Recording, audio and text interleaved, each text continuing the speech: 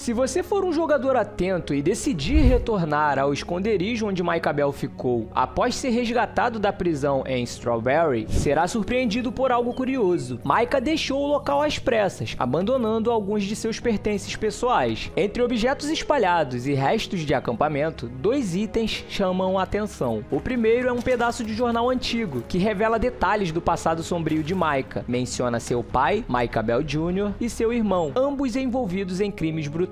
Isso reforça a ideia de que Micah já tinha uma linhagem de traição e violência. Mas o mais chocante é o segundo item, um cartaz de procurado de Dutch Vanderland oferecendo uma recompensa de $1000 por sua captura. Por que Micah teria esse cartaz de procurado? Ele estaria reunindo provas para entregar Dutch aos Pinkertons? Ou já havia feito um acordo e estava apenas esperando o momento certo para trair a gangue? Esse detalhe é facilmente ignorado por jogadores desatentos, mas para quem está de olho nos sinais, é mais uma peça do quebra-cabeça da traição de Micah Bell. Aqui vai um detalhe que poucos jogadores conectam. Após você encontrar os pertences abandonados de Micah Bell, incluindo o cartaz de procurado de Dutch, algo curioso acontece. Pouco tempo depois, já no capítulo 3, Micah aborda Arthur Morgan no acampamento de forma estranha e repentina. Ele parece desconfiado, como se soubesse que Arthur esteve em seu antigo esconderijo. A conversa é breve, mas carregada de tensão. Micah tenta se mostrar amigável, mas há algo forçado em seu tom, como se estivesse sondando Arthur, tentando descobrir o que ele sabe. Was you a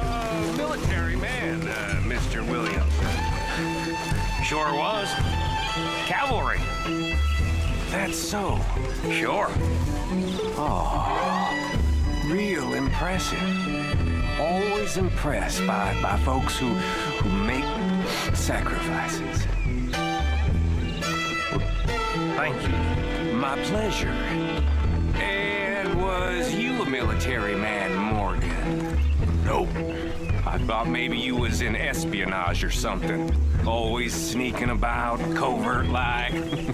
Coincidência? Talvez. Mas considerando o histórico de Micah, é difícil não imaginar que ele estivesse monitorando os passos de Arthur ou até mesmo sendo informado por alguém de fora. Outro detalhe que reforça a teoria da traição premeditada de Micah Bell está no próprio cartaz de procurado que ele deixou para trás. O valor da recompensa pela cabeça de Dutch é de $1000, um número que, à primeira vista, parece alto, mas que não faz sentido dentro da cronologia do jogo. Na missão em que Arthur leva o pequeno Jack para pescar, ainda no capítulo 2, o agente Milton dos Pinkertons aparece e revela que a recompensa pela cabeça de Arthur já está em $5000.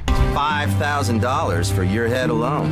$5,000 for me? Isso significa que, para Dutch, o líder da gangue e o homem mais procurado do grupo, o valor seria ainda maior. Ou seja, o cartaz que Micah guardava era claramente antigo. Isso levanta uma pergunta inquietante. Por que ele estava com o cartaz desatualizado? A resposta mais provável é que Micah já tinha começado a coletar informações sobre Dutch desde o princípio, talvez até antes do massacre de Blackwater, com a intenção de entregá-lo às autoridades em troca de liberdade e dinheiro. Esse cartaz, aparentemente insignificante, pode ser a prova de que Micah Bell nunca foi leal à gangue e que sua traição foi planejada desde o momento em que se infiltrou entre eles. I'm sorry, but we're family now, Arthur. You and me. Sons of Dutch. Makes us brothers. Sometimes. Brothers make mistakes. I'm heading back to my little camp round back of Strawberry. Mas e se Micah Bell, mesmo tendo se infiltrado na gangue com a intenção de trair Dutch, acabou mudando de ideia? Ao longo da história, vemos Micah se aproximar cada vez mais de Dutch, não apenas como cúmplice, mas como um verdadeiro seguidor fanático. Ele passa a defender Dutch em todas as situações, mesmo quando suas decisões se tornam cada vez mais erráticas e perigosas. Micah não apenas apoia, mas alimenta a paranoia de Dutch, afastando membros leais como Arthur e Hosea. When you're dead, I'll miss you. I don't imagine the feeling's mutual. Isso levanta uma nova possibilidade. E se Micah, ao perceber o poder e a influência de Dutch, decidiu abandonar o plano de traição e se tornar seu braço direito. Nesse cenário, o cartaz de procurado antigo seria apenas um vestígio de um plano que ele nunca chegou a concluir. E digo mais, se Micah não foi o único traidor, quem mais estava infiltrado? Sabemos que Molly O'Shea, companheira de Dutch, confessou ter falado com os Pinkertons, embora Dutch e outros membros não terem acreditado. You're a nasty woman, Miss Crenshaw, a nasty woman. You think I wanted to shoot her? You seem to like it. I saw that Good morning. pity look in your eye. You're drunk again, and you're a f***ing murderer. She broke the rules. She did no such thing. She was in love. You sour-faced old crone. Em um dos primeiros eventos aleatórios que ocorrem no acampamento, ainda no capítulo 2, Hosea Matthews, o conselheiro mais sábio da gangue, observa que as coisas estão indo de mal a pior. Em um momento de rara franqueza, ele aconselha Abigail a pensar no futuro e fazer planos para proteger a si mesma, seu filho Jack e seu companheiro John Marston. I'm a mother. It's the truth, Arthur. Listen all you want, but it's the truth. I'm afraid. First time in my life. I know, my dear. Well, what are we gonna do? Is Dutch... I mean, he's always found a way, but lately I know, dear. Seems we don't have a choice but to ride this train to the end of the line. If I were you, think of the boy and make plans. Arthur, stop being strange and tell her to make plans. Listen to Hosea, Abigail. I just wish John was... I care about him. Damn fool that he is. I know, dear. Stay calm. Jack needs you calm. Essa conversa aparentemente protetora pode ser interpretada de outra forma. Hosea estava alertando Abigail sobre o colapso iminente da gangue ou sugerindo que ela se afastasse antes que fosse tarde demais. E aqui entra outra dúvida. Será que Abigail, ao perceber que Dutch estava perdendo o controle e que a gangue estava condenada, tomou atitudes por conta própria? Será que ela buscou contato com os Pinkertons sigilosamente para garantir a segurança de Jack e John? Vale lembrar que, mais tarde, Abigail é capturada pelos Pinkertons, mas é tratada com relativa cautela. Coincidência ou resultado de um acordo silencioso? Se Micah não foi o único traidor, será que Abigail também estava tentando salvar sua família a qualquer custo? Essa teoria adiciona uma camada emocional e moral à narrativa. Até onde alguém pode ir para proteger quem ama? E se a traição, nesse caso, não for por ganância, mas por sobrevivência? No vídeo de hoje, vamos debater uma das teorias mais sombrias e controversas de Red Dead Redemption 2. Será que Micah Bell já estava traindo a gangue Vanderlands desde antes mesmo do massacre de Blackwater? Será que o tempo em que ele permaneceu escondido nas montanhas após ser resgatado da prisão de Strawberry foi apenas para roubar a diligência dos O'Driscolls? Ou ele também estava aproveitando esse tempo para trair Dutch, passando informações privilegiadas aos Pinkertons? Gratidão a você que curte e sempre apoia nossos vídeos, e um salve especial aos nossos membros que tornam tudo isso possível. Para quem não me conhece, eu sou o Bira e você está no canal Mundo Aberto Games. Sons of Dutch makes us brothers. Sometimes. Brothers make mistakes. Até agora me aprofundei bastante nas teorias sobre Micah Bell, mas Abigail, por se tratar de um personagem menos suspeito se compararmos com Micah, devemos nos atentar aos detalhes. O acordo sigiloso de Abigail. Durante um dos momentos mais impactantes da história, onde os Pinkertons mantinham como refém Abigail e Sadie Adler, o agente Milton revela a Arthur que Micah Bell é o informante dos Pinkertons. Old Micah Bell? Micah, you mean Molly? Molly O'Shea? Sweated her a couple of times, never talked a word, had to let her go. Essa revelação muda o rumo da narrativa, mas e se ela não for totalmente verdadeira? Alguns jogadores acreditam que Milton pode ter mentido, afinal, ele já havia tentado negociar com Arthur anteriormente, oferecendo liberdade em troca de Dutch. We offered you a deal, Mr. Morgan. Should have taken it.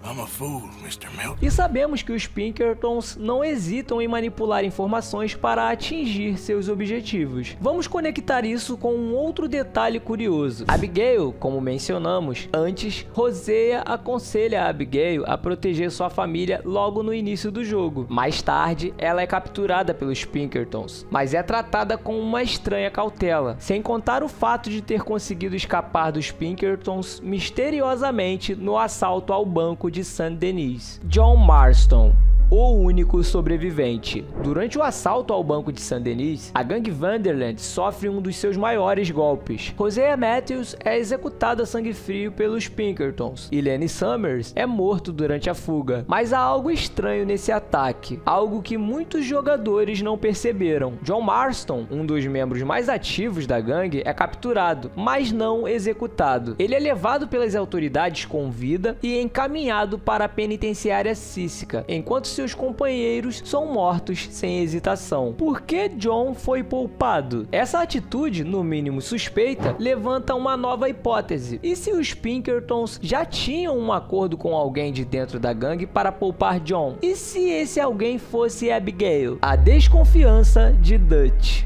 Buenas noches. Buenas noches.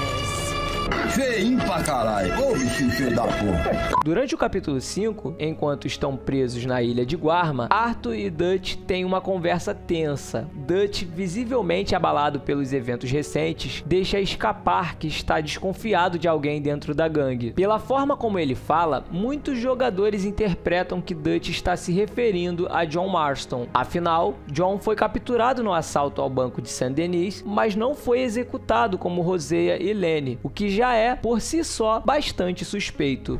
So what happened with John in that bank? He survived.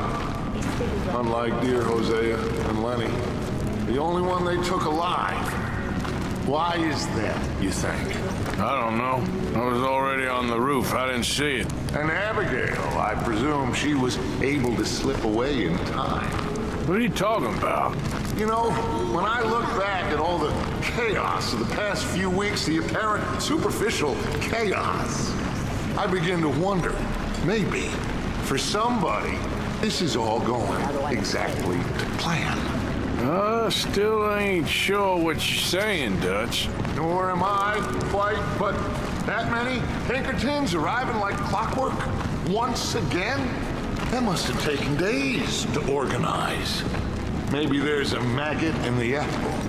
Sometimes I don't know quite who to trust anymore. Mas e se Dutch estivesse desconfiado da pessoa errada? E se a verdadeira informante fosse Abigail e ela nunca contou nada nem mesmo para John? Pense bem, Abigail foi aconselhada por Hosea a proteger sua família. Posteriormente, ela é capturada pelos Pinkertons, mas tratada com cautela e misteriosamente consegue escapar do assalto ao banco. John é preso, mas poupado. E Milton, o agente federal, parece saber exatamente como manipular Arthur e Dutch. Tudo isso pode indicar que Abigail fez um acordo silencioso com os Pinkertons e que Dutch, mesmo sem saber os detalhes, sentiu que havia algo errado. A traição de Dutch. No capítulo 6, durante o assalto ao trem do exército, testemunhamos um dos momentos mais chocantes da narrativa. Dutch simplesmente abandona John Marston à própria sorte, deixando-o para morrer em meio ao tiroteio. Dutch!